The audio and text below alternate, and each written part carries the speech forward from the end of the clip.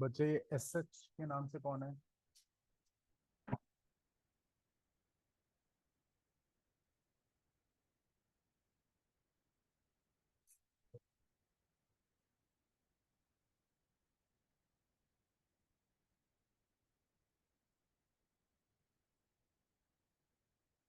बच्चे S H के नाम से जो भी है, या तो अपने नाम से आओ, नहीं तो मैं रिमूव करूँ। Hello sir.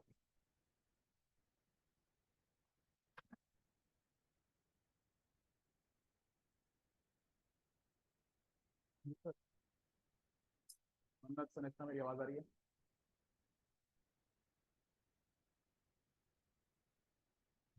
S H last.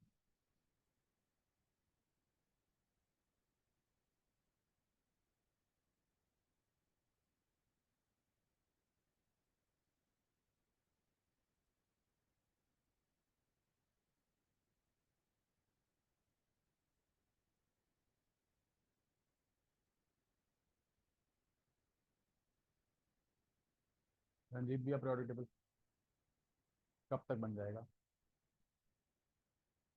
बना दिया पूरा? Next class 3:45। ठीक है ना? आपने भी, आपने भी, हाँ आज भी आई थी, लेकिन नेक्स्ट क्लास में पक्का नहीं। निखिल आपने, और अभिषेक, तुम्हें तो करा हुआ ना प्रायोरिटी टेबल? कोई बात नहीं, ठीक है, मैं ग्रुप पे भी डाल दूंगा, वो ज़्यादा बेटर रहेगा।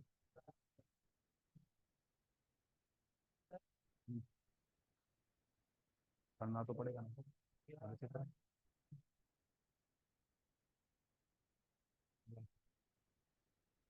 चलो सर, आज की क्लास बहुत इंपॉर्टेंट है, ध्यान से हर एक एक चीज सुनिएगा और ऑब्जर्व करिएगा।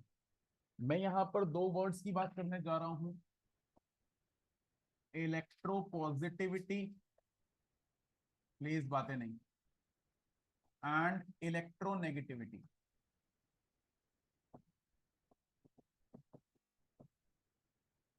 इलेक्ट्रोपॉजिटिविटी और इलेक्ट्रोनेगेटिविटी जब हम समझेंगे तो हमें रियलाइज होगा कि दोनों टर्म्स बहुत सिमिलर है।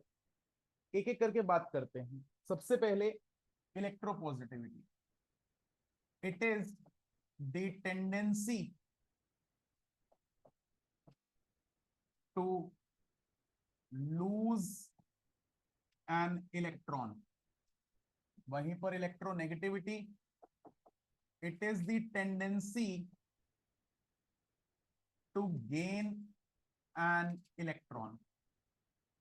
अब सर आप वर्ड लिख रहे हो टेंडेंसी, बात को ध्यान से समझना। मैं आपको बोलूं डिस्टेंस मेजर करो, तो वो लेंथ की फॉर्म में मेजर होगा। मैं आपको बोलूं किसी का वॉल्यूम मेजर करो, तो आप बोल सकते हो सर इसका यूनिट मीटर क्यूब होगा, सेंटीमीटर क्यूब होगा, मिलीलीटर होगा, लीटर होगा। यानी कोई भी मेजरेबल एंटिटी है उसके यूनिट्स होते हैं, लेकिन टेंडेंसीज के कोई यूनिट नहीं होते। टेंडेंसीज सिर्फ कंपेयर की जा सकती है। एग्जाम्पल में अगर हम बात करें, तो हमारे लिए सपोज लव एंड अफेक्शन, कोई किसी से ज्यादा प्यार करता है, कोई किसी से कम प्यार करता है, ये प्यार आपके लिए टेंडेंसी की फॉर्म में डिस्कस हो रहा है। केमिस्ट्री में वापस आए, तो इलेक्ट्रोपॉजिटिविटी या इलेक्ट्रोनेगेटिविटी टेंडेंसी है, ये किसी से कंपेयर की जा सकती है, इसका कोई मैग्नीट्यूड नहीं।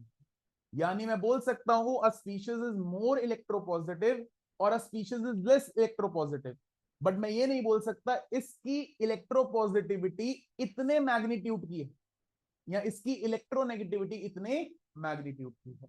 हालांकि लेटर ऑन स्टेज पर आप इनको कुछ स्केल्स के रेफरेंस में भी मेजर करोगे, बट अभी फॉर द टाइमिंग हम इनको सिर्फ क्या मानकर चलेंगे, टेंडेंसीज। अब ये टेंडेंसीज है कैसे, बात को समझना। कोई एटम अगर केपेबल है इलेक्ट्रॉन लूज करने के लिए, तो मैं बोलूंगा वो है इलेक्ट्रो पॉजिटिव स्पीशीज। ऐसे ही कोई एटम केपेबल है इलेक्ट्रॉन गेन करने के लिए, तो मैं बोलूंगा वो है इलेक्ट्रो नेगेटिव स्पीशीज। यानी सिंपल टर्म्स में मैंने अपने आप से इलेक्ट्रॉन लूज करवा दिया तो मेरे पे कौन सा चार्ज आएगा? पॉजिटिव। तो मैं कहला रहा हूं इलेक्ट्रो पॉजिटिव स्पीशीज। मैंने इलेक्ट्रॉन गेन कर लिया तो मेरे पे कौन सा चार्ज आएगा? नेगेटिव। तो मैं हूं इलेक्ट्रो नेगेटिव। बात समझ में आती है? कोई दिक्कत परेशानी तो नहीं?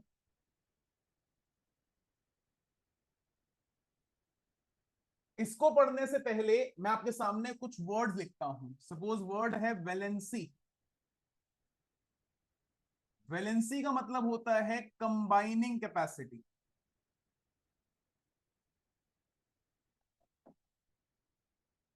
यानी एक एटम दूसरे एटम से किस ढंग से कंबाइन करता है। कैसे निकाला था? सर हमें सिखाया गया था number of electrons in outermost shell. देखिए सपोज ये एन है, तो अगर एन की वैल्यू 1 2 3 या 4 होगी तो मेरी वैलेंसी भी 1 2 3 या 4। अगर एन की वैल्यू 5 6 7 या 8 होगी तो वैलेंसी हो जाएगी 8 - n। यानी अगर n की वैल्यू 5 है तो 3, 6 है तो 2, 7 है तो 1 और फिर इस टाइम पर इसको जनरली आप पॉजिटिव वैलेंसी बोलते हो और इसको जनरली आप नेगेटिव वैलेंसी बोलते हो। मैं कहता हूं सर टर्मिनोलॉजी के बिना अगर आपको बोला जाए वैलेंसी क्या है तो सर समझाओ। तो सर सिंपली वैलेंसी का मतलब है एज अ स्पीशीज मैं कितने इलेक्ट्रॉन लूज करके या कितने इलेक्ट्रॉन गेन करके सामने वाले एटम के साथ बॉन्ड बना रहा हूं। यानी अगर मेरे आउटर मोस्ट शेल में एक इलेक्ट्रॉन है, कहीं ना कहीं रेस चल रही है मेरा ऑक्टेट कंप्लीट करने की। ऑक्टेट का मतलब होता है 8 इलेक्ट्रॉन्स। आउटर मोस्ट शेल में 8 इलेक्ट्रॉन्स का होना। अब मेरे आउटर मोस्ट शेल में एक इलेक्ट्रॉन है, या तो मैं एक लूज कर दूं या मैं 7 गेन कर दूं। अगर मेरे आउटर मोस्ट शेल में है 2 इलेक्ट्रॉन्स, या तो मैं 2 लूज कर दूं या मैं 6। मेरे आउटर मोस्ट शेल में 3 इलेक्ट्रॉन्स, या तो मैं 3 लूज कर दूं या तो 5 गेन कर लूं। मेरे आउटर मोस्ट शेल में 4 इलेक्ट्रॉन्स। सर मैं 4 लूज भी कर सकता हूं, 4 गेन भी कर सकता हूं, लेकिन बेस्ट तरीका है 4 इलेक्ट्रॉन शेयर करने का। तो मैं 4 इलेक्ट्रॉन शेयर करता हूं। ऐसे ही 5 इलेक्ट्रॉन्स की बात करें तो मैं 3 या तो गेन कर लूं या तो 5 लूज कर लूं। अब डेफिनेटली कम नंबर करना आसान रहेगा। यानी अगर आउटर मोस्ट शेल में एक इलेक्ट्रॉन है तो एक लूज करना आसान है इन कंपैरिजन टू 7 गेन करना। या आउटर मोस्ट शेल में 6 इलेक्ट्रॉन्स है तो 2 गेन करना आसान है इन कंपैरिजन टू 6 लूज करना। तो जो स्पीशीज इलेक्ट्रॉन गेन करने की टेंडेंसी दिखाते हैं वो कौन सी वैलेंसी दिखाते हैं, और जो इलेक्ट्रॉन लूज करने की कंडीशन दिखाते हैं वो क्या दिखाते हैं? पक्का बात समझ में आती है? अब इसी चीज को हम यूज करेंगे ये कॉन्सेप्ट सीखने के लिए। प्लीज ध्यान देना, बहुत इंपॉर्टेंट बात। मेरे लिए जो भी आउटर मोस्ट शेल में 1 2 या 3 इलेक्ट्रॉन्स रखते हैं, they try to lose an electron. जो आउटर मोस्ट शेल में 5 6 या 7 इलेक्ट्रॉन्स रखते हैं, they try to gain an electron.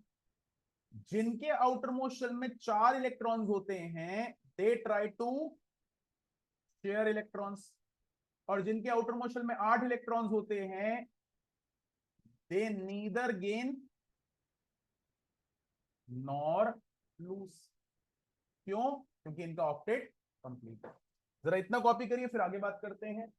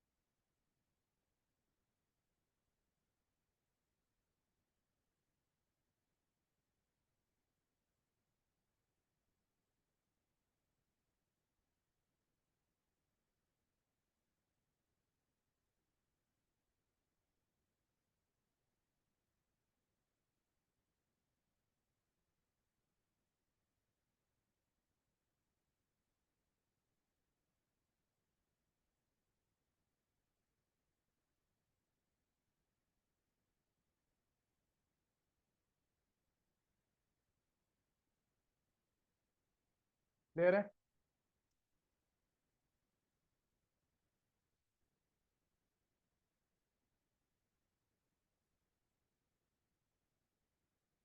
कौन सा बेटा? जो इलेक्ट्रॉन लूज करने की टेंडेंसी होती है तो उसको पॉजिटिव वैलेंसी बोलते हैं, जब गेन करने की टेंडेंसी होती है तो नेगेटिव वैलेंसी।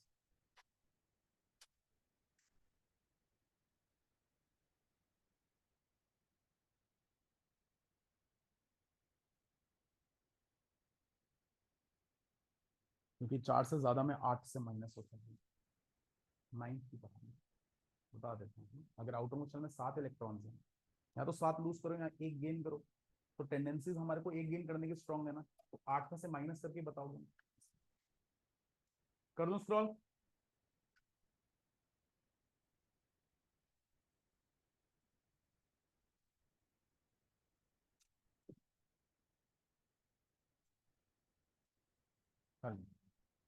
अब देखो, हम लोग एक एक करके जरा फैक्टर्स पढ़ते हैं।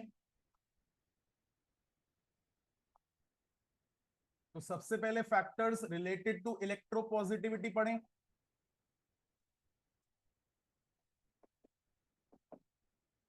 सबसे पहला फैक्टर है electropositivity is directly proportional to atomic size. और एटॉमिक साइज में भी कौन सा वाला पार्ट? Number of shells. मैंने डायरेक्टली प्रोपोर्शनल लिखा है, इसका मतलब है सर जितने ज्यादा नंबर ऑफ शेल्स होंगे उतनी ज्यादा इलेक्ट्रो पॉजिटिविटी होगी। पक्का? अब मान लेते हैं दो एटम्स हैं जिनमें नंबर ऑफ शेल्स सेम है, तो उस केस में आप सेकंड पर आ जाओगे, और वो सेकंड है electropositivity is inversely proportional to number of electrons in outermost shell. एक एक करके जरा दोनों चीजों को समझते हैं, फिर आगे बात करेंगे। ध्यान देना, मैं यहां पर अगर आपसे सिंपल लैंग्वेज में बात करूं, सपोज मैं यहां पे कनिष्क की बात करता हूं, मैं सपोज कनिष्क को स्लैप करना चाहता हूं, तो it is very easy. Radar में बैठा हुआ आराम से तसल्ली से पीट सकता हूं इसको, क्यों? पास है। लेकिन वहीं पर मेरा मन करे निखिल को मारने का, तो शायद निखिल को मारना क्या होगा? मुश्किल होगा। यहां पर ये बात तो बेसिक सी बात हुई, लेकिन अगर मैं इसको अपने एटम में कंसिडर करूं, मेरे एटम के सेंटर पे कौन? न्यूक्लियस। अगर एक इलेक्ट्रॉन न्यूक्लियस के पास घूम रहा है तो कहीं ना कहीं ये स्ट्रांगली बाउंडेड है, और दूर घूम रहा है तो ये वीकली बाउंडेड है। इसको मारूंगा तो ये भाग नहीं पाएगा, लेकिन निकलूंगा तो वो शायद भाग जाए। तो यहां पर ये जो सा इलेक्ट्रॉन न्यूक्लियस से दूर है, ये आसानी से बाहर एग्जिट कर सकता है। तो अगर मेरा एटॉमिक साइज 3 शेल जितना बड़ा होगा तो इलेक्ट्रॉन इतनी दूरी पर, और 5 शेल जितना बड़ा होगा तो इलेक्ट्रॉन ज्यादा दूरी पर। ये पांचवें शेल है in comparison to third shell. तीसरे शेल से इलेक्ट्रॉन निकालना मुश्किल होगा in comparison to fifth shell. तो उस बिहाफ पर जितने ज्यादा शेल्स होंगे उतना इलेक्ट्रोपॉजिटिविटी ज्यादा। दूसरा point, electropositivity is inversely proportional to number of electrons in outermost shell. अब आउटर मोस्ट शेल में इलेक्ट्रॉन्स होते कितने हैं सर? 1 2 3 4 5 6 7 8 तक हो सकते हैं। अगर आपके पास आउटर मोस्ट शेल में 1 2 या 3 इलेक्ट्रॉन्स हैं तो एटम इनको देना चाहता है, लेकिन अगर आउटर मोस्ट शेल में 5 6 या 7 इलेक्ट्रॉन्स हैं तो ये देने की बजाय क्या करना चाहता है? तो अगर मैं इलेक्ट्रॉन लूज करने की टेंडेंसी देखूं तो जितने कम इलेक्ट्रॉन्स होंगे उतना आसान होगा लूज करना, यानी जितने कम number of electrons outermost shell में होंगे उतनी ज्यादा इलेक्ट्रोपॉजिटिव। एग्जाम्पल में दो एग्जाम्पल ले लेते हैं। एक लेते हैं ग्रुप वाइज। सपोज मैं यहां पर लिखूं सोडियम, पोटेशियम और रुबीडियम। यहां ऊपर वाले थोड़े से ले लेते हैं, आसान रहेगा, ऐसे इलेक्ट्रॉनिक कॉन्फ़िगरेशन बड़ी लिखनी पड़ेगी। Lithium, sodium, potassium. तो लिथियम की इलेक्ट्रॉनिक कॉन्फ़िगरेशन 2, सोडियम की, पोटेशियम की मैं क्या देखता हूं, as we move down the group, number of shells increase, therefore electropositivity also increase. तो सर पोटेशियम की इलेक्ट्रोपॉजिटिविटी सबसे ज्यादा, फिर सोडियम की, और फिर लिथियम। पक्का। ऐसे ही मैं जरा लेफ्ट टू राइट का एग्जांपल लूं, मैं यहां पर लिखता हूं पीरियड वाइज। सपोज मैंने लिखा Na, Mg और Al, एटॉमिक नंबर 11, 12, 13, 2,8,1, 2,8,2, 2,8, अब मैं क्या देखता हूं, शेल्स क्या है बेटा, सेम। तो number of shells same, therefore atomic size भी क्या है, सेम। अगर मैं सिर्फ नंबर ऑफ शेल्स को कंसीडर कर रहा हूं। अब बात आ जाती है आउटर मोस्ट शेल में इलेक्ट्रॉन्स में। रंजीत, इसको सिर्फ एक रिलीज करके अपने आप को स्टेबल करना है, इसको यश दो रिलीज करके अपने आप को स्टेबल करना, और इसको तीन। तो एक ही रिलीज करके हम जल्दी से स्टेबल हो जाएंगे, दो करने में टाइम लगेगा और तीन करने में और ज्यादा टाइम। तो हम बोल सकते हैं while moving left to right, that is across the period, number of electrons in outermost shell, therefore electropositivity decreases। तो ऑर्डर बन गया, Na की सबसे ज्यादा, फिर Mg की, फिर Al। हाँ या ना? पक्का, कोई दिक्कत तो नहीं। अब यही बातचीत हम लोग इलेक्ट्रोनेगेटिविटी के लिए भी कर लें। फैक्टर्स की बात करें, इलेक्ट्रोनेगेटिविटी की, आराम से कॉपी करिएगा। फिर सबसे पहला factor, electronegativity is inversely proportional to atomic size. वो भी कौन से वाले, नंबर ऑफ शेल्स। दूसरा फैक्टर, मतलब पहले इसको लिख लेते हैं, इलेक्ट्रोनेगेटिविटी अगर ज्यादा है तो जरूर एटॉमिक साइज क्या होगा, छोटा होगा।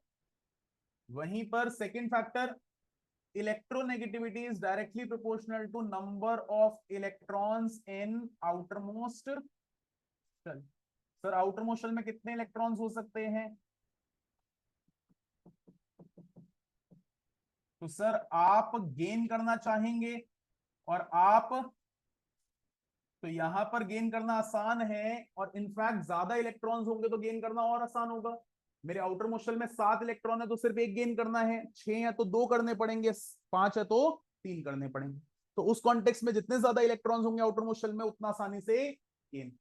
अब दोनों फैक्टर समझते हैं, ध्यान से देखना। मैं बाहर से एक इलेक्ट्रॉन लेने की कोशिश कर रहा हूं, जितना न्यूक्लियस के पास होगा उतना ज्यादा स्ट्रेंथफुल इसको पकड़ूंगा, उतना ज्यादा उस इलेक्ट्रॉन को एटम के अंदर क्या करूंगा, स्टेबलाइज करूंगा।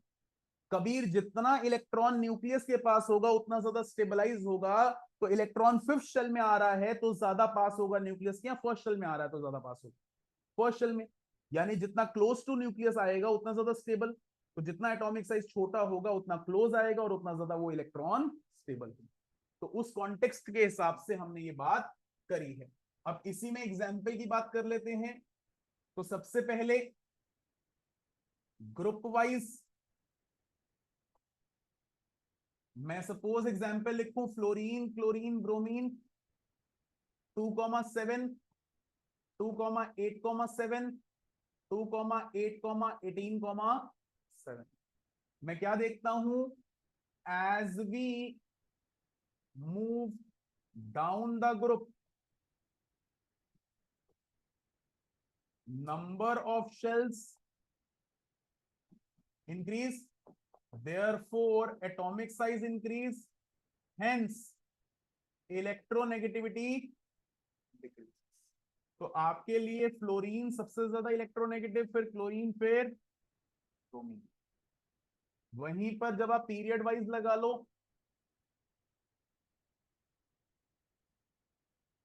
तो पीरियड वाइज के अंदर मैंने यहां पर लिखा सल्फर, और उसके बाद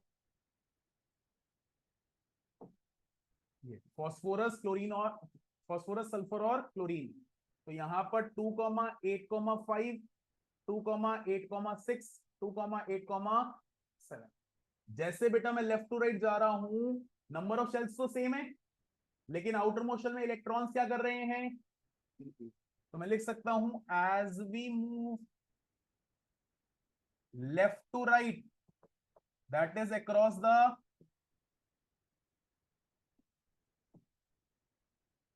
number of electrons in outer motion, therefore electronegativity increases। हाँ या ना? तो उसके बिहाफ पर आपकी इलेक्ट्रोनेगेटिविटी इंक्रीज कर रही है, तो क्लोरीन सबसे ज्यादा, फिर सल्फर, फिर फॉस्फोरस। जल्दी से जरा ये ट्रेंड के साथ कॉपी कर रहे हो, फिर कुछ एग्जांपल्स लेकर चलेंगे।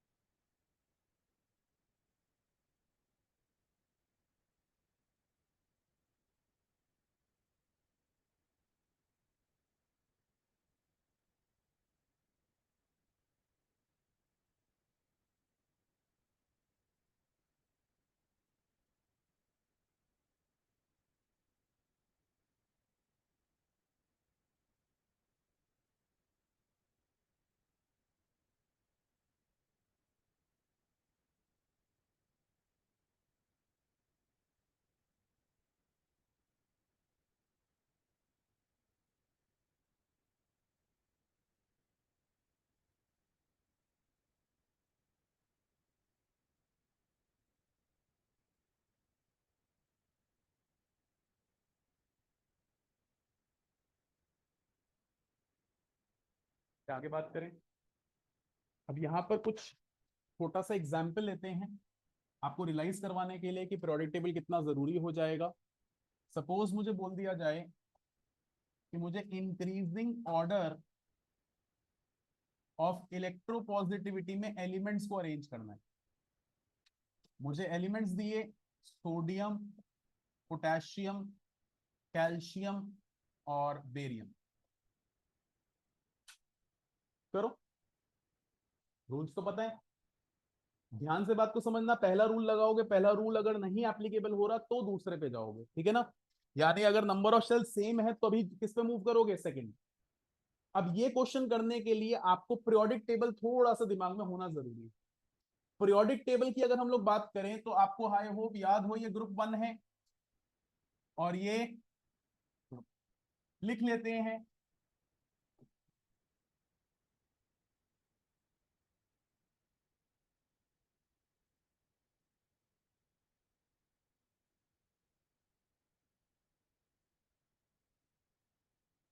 ये एलिमेंट्स लिखे गए।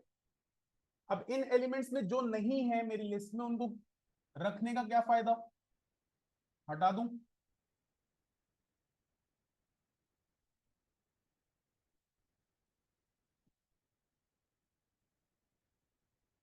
पक्का।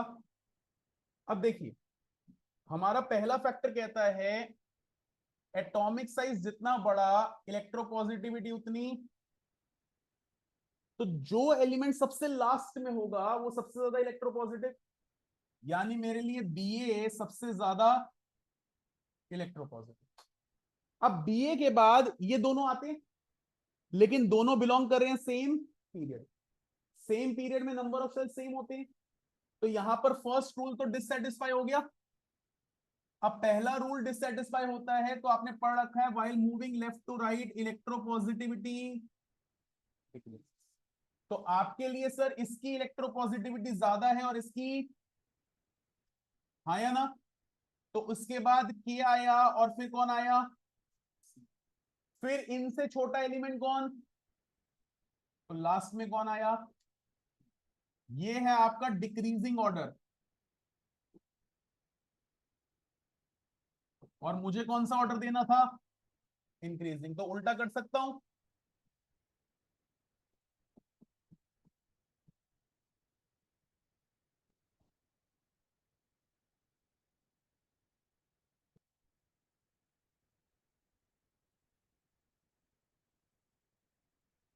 पक्का। अब सर एक सेकंड के लिए चीज को देखना। आपने बोला sir electropositivity is directly proportional to atomic size. Electropositivity is inversely proportional to number of electrons. जरा इलेक्ट्रोनेगेटिविटी के बारे में बताओ। इज इनवर्सली प्रोपोर्शनल टू, और electronegativity is directly proportional to number of electrons in. यार ये दोनों फैक्टर एग्जैक्टली उल्टे नहीं है। तो क्या मैं सिंपल सी बात बोल सकता हूं electropositivity is inversely proportional to, जो स्पीशीज ज्यादा इलेक्ट्रोपॉजिटिव होगा वो कम इलेक्ट्रोनेगेटिव होगा और जो कम इलेक्ट्रोनेगेटिव होगा वो ज्यादा इलेक्ट्रो। पक्का बात समझ में आती है। चलिए, इसके साथ मैं दो टर्म और सीखता हूं। टर्म्स हैं metallic and non metallic character.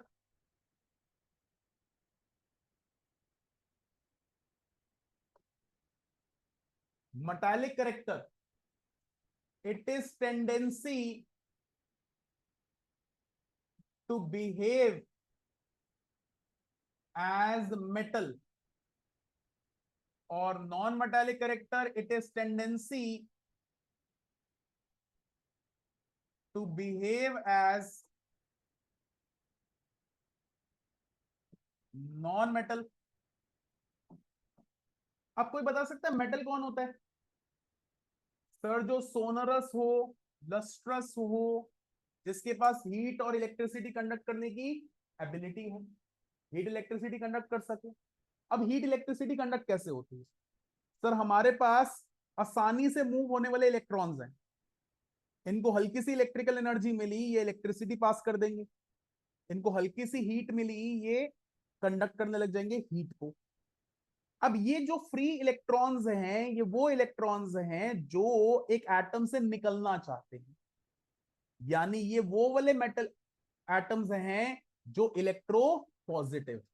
तो हमारे लिए एक स्पीशीज जितना ज्यादा इलेक्ट्रो पॉजिटिव है उतना ज्यादा मेटालिक करेक्टर पोजेस करेगा, और लाइकवाइज जो स्पीशीज जितना ज्यादा इलेक्ट्रोनेगेटिव है उतना ज्यादा कौन सा करेक्टर पोजेस करेगा, नॉन मेटालिक करेक्टर। और यहां से भी हम बोल सकते हैं metallic character is inversely proportional to non metallic. पक्का?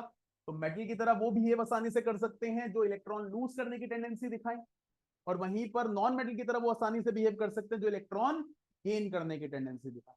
जल्दी से कॉपी करो प्लीज, बता क्या नहीं है।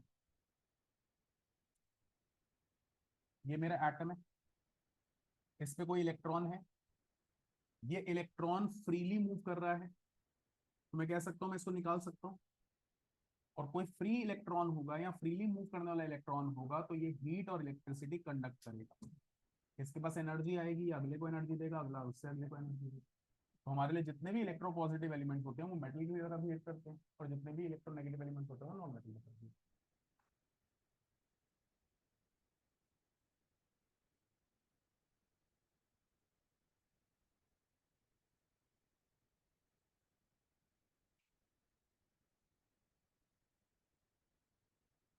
बी ए सबसे ज्यादा इलेक्ट्रोपॉजिटिव क्योंकि सबसे बड़ा एटॉमिक साइज है। पहले एटॉमिक साइज के बेसिस पे देखा, आप नीचे से ऊपर आएंगे, अब नीचे से ऊपर आते हुए सेम नंबर ऑफ शेल्स हैं यानी सेम पीरियड है, तो उसमें क्या चेक करोगे, number of electrons in the outer most.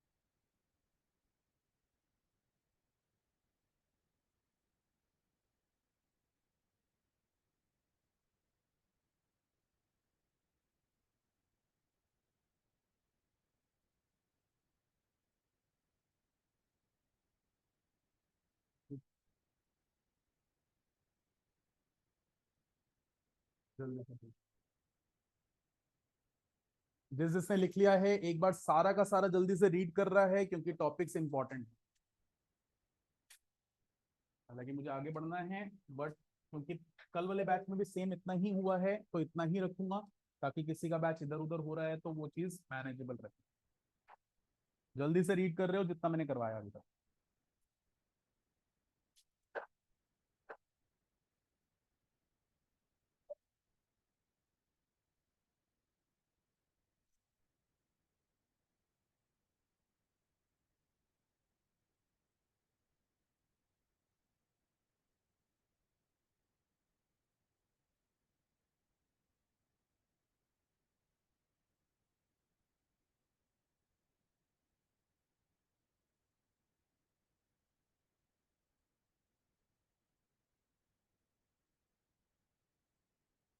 जल्दी से प्लीज, जिसका हो गया वो रीड कर रहा है।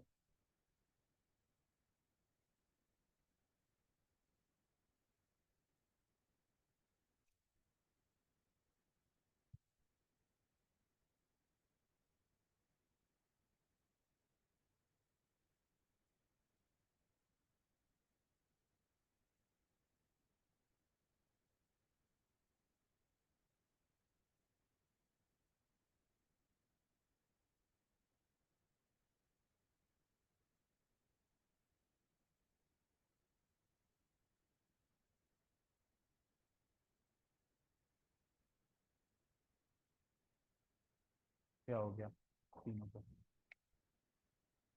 जल्दी से प्लीज रीड कर रहे हो जितना मैंने करवाया है।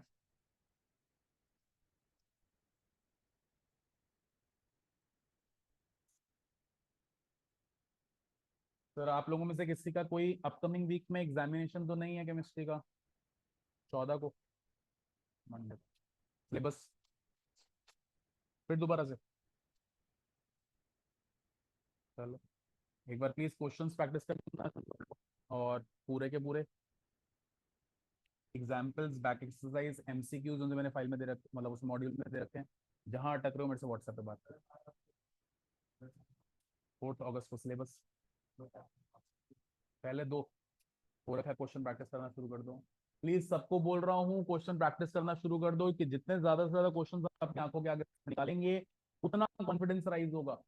आप जहां पर अटके हैं मुझे व्हाट्सएप करो, इररिस्पेक्टिव किसी भी टाइम पर आप व्हाट्सएप कर रहे हो, आगे पीछे हो सकता है आंसर दे दूं, बट आपको याद रहेगा कि हाँ ये मैंने डाउट पूछा है या ये मुझे डाउट है। तो हम लोग डिस्कस कर सकते हैं, व्हाट्सएप पे आंसर मिल सकेगा तो वहां पर दे दूंगा, नहीं तो बुलाओ जब आओगे क्लास में तो तब तो आंसर दे ही दूंगा। लेकिन एटलीस्ट आप कॉन्टिन्यूटी में आओगे। और जिनका फर्स्ट चैप्टर का बैकअप थोड़ा भी बचा हुआ है वो इन वीक इस वीक के अंदर कंप्लीट करते हैं, ताकि आप लोग इसी कॉन्टिन्यूटी में रहें। और इसके अलावा मैं दोबारा से बोल दूं, मैं पीरियोडिक टेबल परसों एग्जैक्टली 3:45 पे सिखाऊंगा, 3:45 to 4:30, आपकी फिजिक्स क्लास से पहले। तो किसी ने अगर पीरियोडिक टेबल सीखना है या उसके एस्पेक्ट सीखने हैं तो वो आ सकता है। आप में से जो नए नए बच्चे हैं वो आएंगे, ठीक है ना? चलो यहाँ तक रख रहा हूँ। अब उसका